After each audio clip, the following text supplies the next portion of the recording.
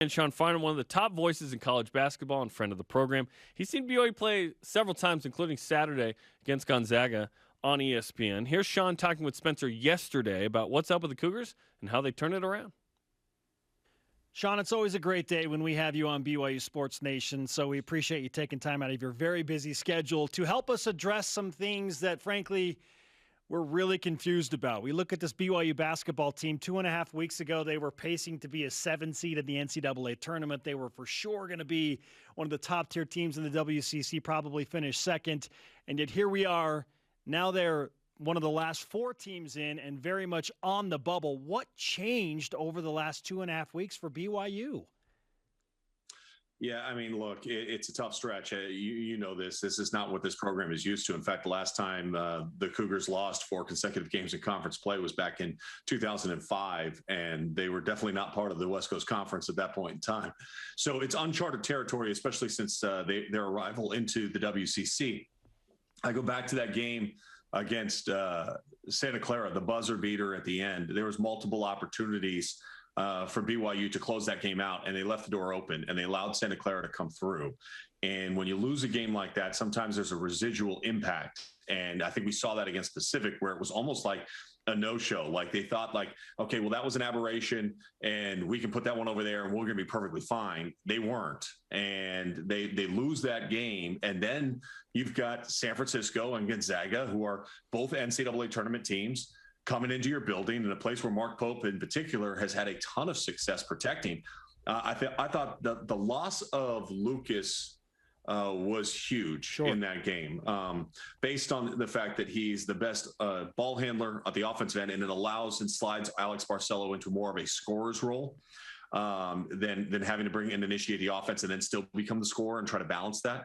And then you lost your best perimeter defensive player as well. And I think that was a huge problem for them in that game. And I don't think it makes a difference. They ran into a buzzsaw that night. And obviously Chet Holmgren was outstanding, and the lack of length underneath kind of once again reared its ugly head. But the concerns I have right now, you look at this 4-game stretch, has been the amount of turnovers. BYU averaging about 15.5 turnovers per game over the last 4. Yeah. They actually have a negative plus minus on the glass. And that's just not a recipe for success. Now, their schedule was front loaded. They're done with a majority of their big games that they have left. They have 4 games remaining against Loyola Marymount and Pepperdine. I'll be on the call on Thursday night. That game against LMU. These are must wins for BYU, and they should win. They should win all 4 of those games. Both these teams, Pepperdine and LMU, have been struggling in conference play, and BYU should be able to get right a little bit there. The onus then becomes on that game at St. Mary's, which I also have, and I'll be on the call for that game. And that becomes almost a must win if they want to secure their berth prior to showing up in Las Vegas. And I think it's important when you look at this team to realize some of the positives that they've seen. Gideon George, I thought, was great outside of the foul trouble that he was in, obviously, the other night, 14 points in 18 minutes. I thought Foose, late in that game, without Chet on the floor, started to regain his footing as far as how he could be successful and understand, hey, I can't score the ball. Chet Holmgren's just a different dude, and my length isn't going to be good enough to score over the top of him, which is a fact. It's not subjective, it's objective. And then you start looking at other guys and start going, okay, are they going to get right? I will be very frank and honest that Caleb Lohner has been a massive disappointment for me this year. Because of my own expectation of him. And maybe Mark feels differently, and I'm sure he does. But I thought Caleb was going to be a first-team all-conference caliber player. And he is really, really struggling, in particular at the offensive side of the ball. What I did like of what I saw the other night was that he grabbed 9 rebounds. And he should be grabbing 9 rebounds every night, especially given the fact that they're shorthanded and small on the interior. With his athleticism and size, he needs to be a more efficient rebounder. He needs to be a more effective rebounder. He needs to go get the ball.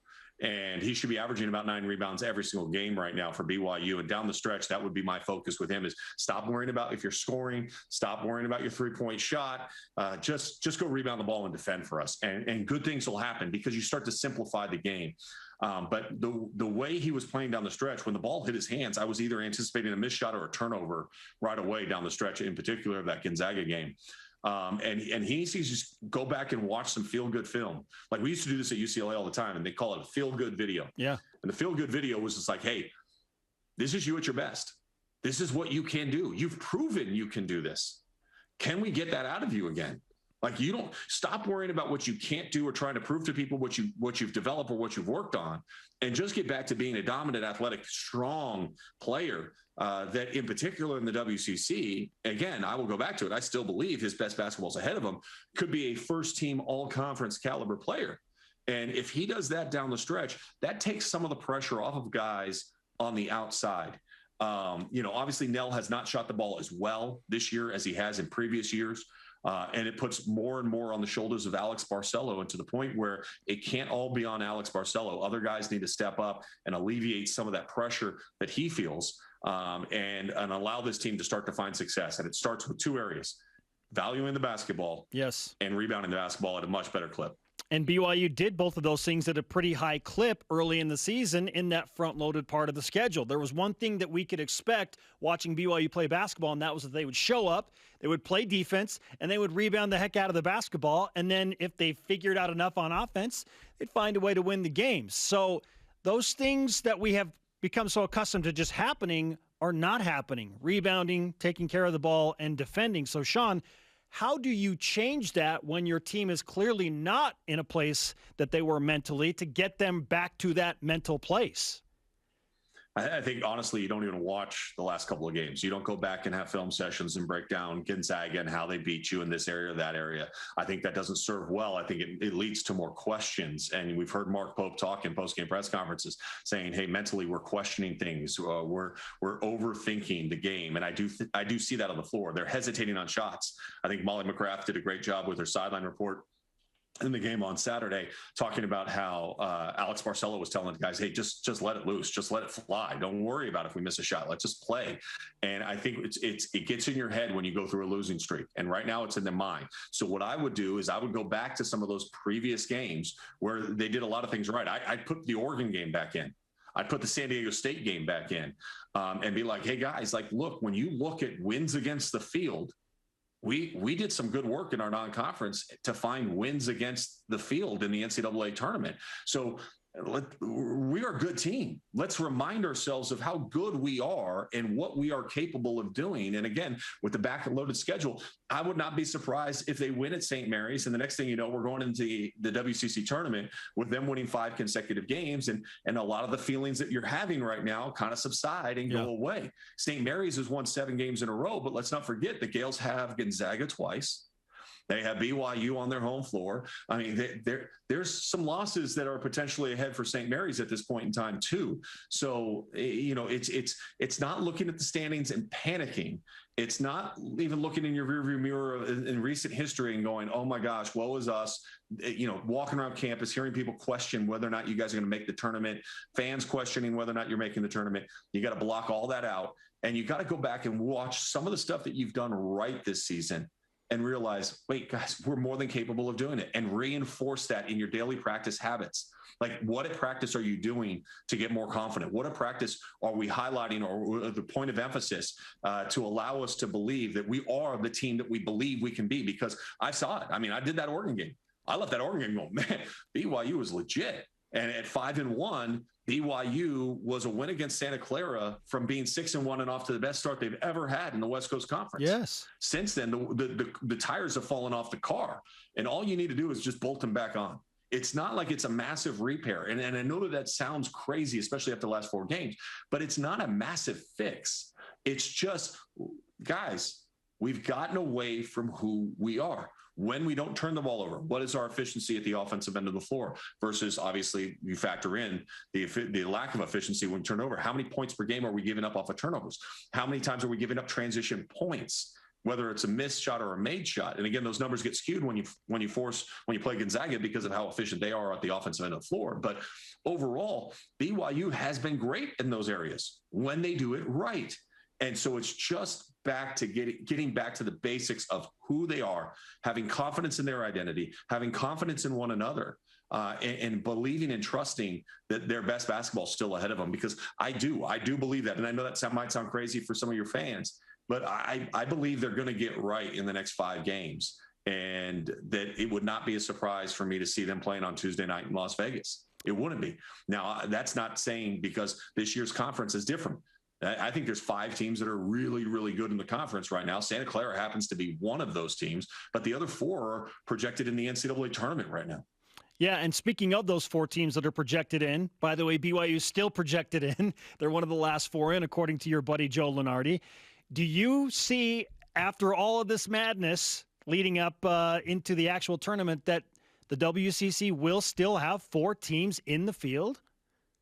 I do. And I think a large part of that has to do with what's going on around the country in college basketball. I think the Mountain West and the WCC have actually positioned itself very well to get a historically good amount of bids.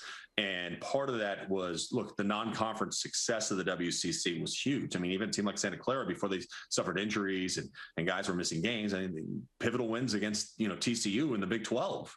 I mean, that carries weight still today. But when you look at the Pac-12 and the ACC in particular, the West Coast Conference has more teams ranked in the top 25 currently today than the ACC does. And, that has not been the case, as you know. I mean, usually this time of year, you're talking about 7 or 8 teams coming out of the ACC. The ACC realistically is looking at 4. Well, that means there's 3 more bids that are available for this NCAA tournament. Go to the Pac-12. And yeah, we can talk about how great Arizona is. And UCLA, even after getting swept against Arizona State and Arizona this past weekend, obviously a lock in the NCAA tournament, as is USC. But outside of that, you're now going, okay, Oregon might be playing its way in. That would be a 4th team. But you're not seeing 6 or 7 come out of the Pac-12 this year. It's just not going to happen. And so when you have that, that means, again, more bids are available. They have to put 68 teams in the NCAA tournament. And when you look at the net rankings right now, those top 4 teams, I think that puts them in a great position. And again, I think Santa Clara is going to make some noise down the stretch here. Frankic is back, obviously healthy. Jalen Williams has been as efficient as any player really in college basketball. When you look at his numbers from the field, from 3-point line, from the free throw line, there's only one other player in the country that has similar numbers and percentages from there that is averaging over 18 points per game. So that's elite company for Jalen Williams. And Herb Seddick's team is playing with confidence right now. So I think the conference is in really good positioning. And how it's kind of gone down is how you wanted to see it go down. I think if you're a fan of the WCC and you want to see multiple teams get in, you want separation. A lot of time we talk about parity. Well, parity is great, but you need separation. You need a defined line in your conference of these are the good teams, these are the bad teams. That's a defined line this year. It's clear which teams are struggling and which teams are thriving.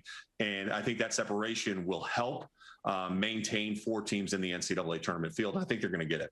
Sean, I know what my eyes tell me as it pertains to Gonzaga basketball, and that is that they are, in my opinion, headed for another national championship game appearance. I just don't see any way that Mark Few doesn't have his guys ready to get back to another Final Four, win another game, and then are we headed for an Auburn-Gonzaga national championship match? Is it too early to call something like that? Because it just feels like they are the 2 best teams in college basketball.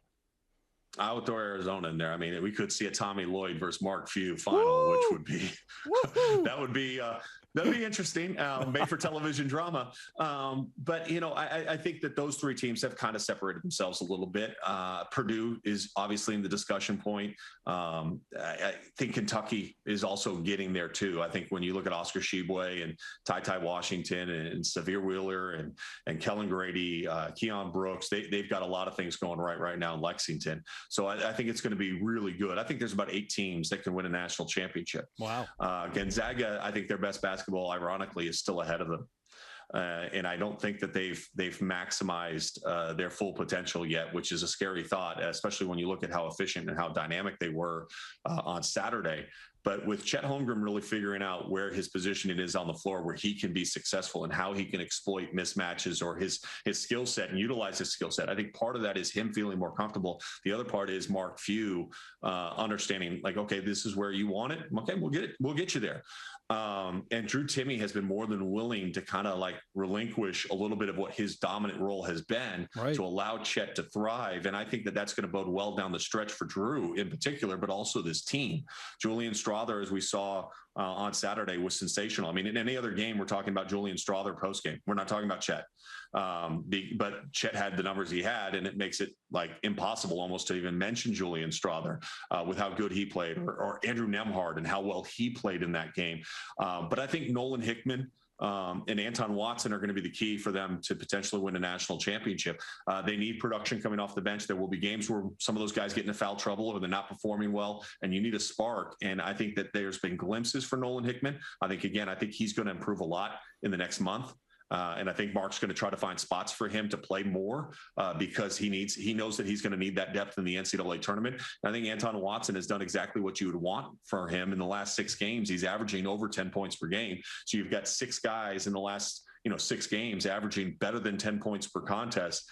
That balance makes it a very difficult scout, especially when you think about how well they pass the ball. I think Auburn's an interesting team because Jabari Smith still, to me, is the number 1 pick in the draft. I love his frame. I love how he can shoot the ball. Walker Kessler underneath in his length. But the big concern I have for them is sometimes their shot selection gets in their way. And when shots aren't falling for them, it becomes problematic, like we saw against Georgia on Saturday. They almost lost the game to a team that has a net ranking lower than 200, and you're the nation's number 1 team. That's not anticipated by any stretch of the imagination that should happen, but it almost did.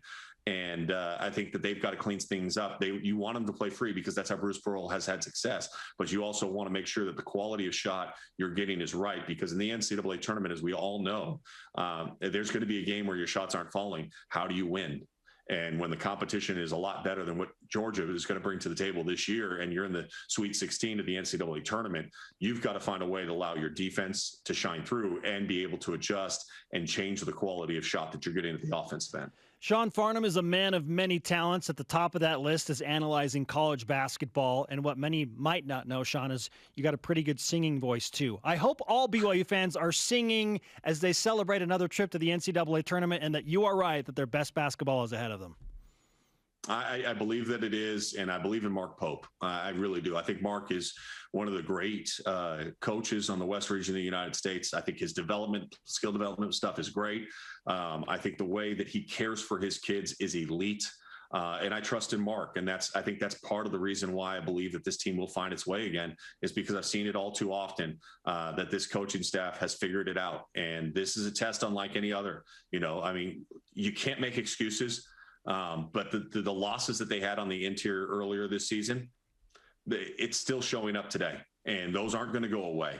But you can't use that as an excuse moving forward. If you want to make the NCAA tournament, you got to find a way to get around it. And I have confidence that they will. Sean, fantastic stuff. I know that we have a 3-foot-long maple bar donut known as a Cougar Tail. Once again, you know it well, waiting for you next time you're back in Provo. Yeah, it'll be next season. I'm not back for the rest of this year in Provo, but I do have BYU a couple times on the road, finishing the season out before we get to Las Vegas. Maybe you'll bring one to Vegas with you. I can do that. We can arrange that, my friend.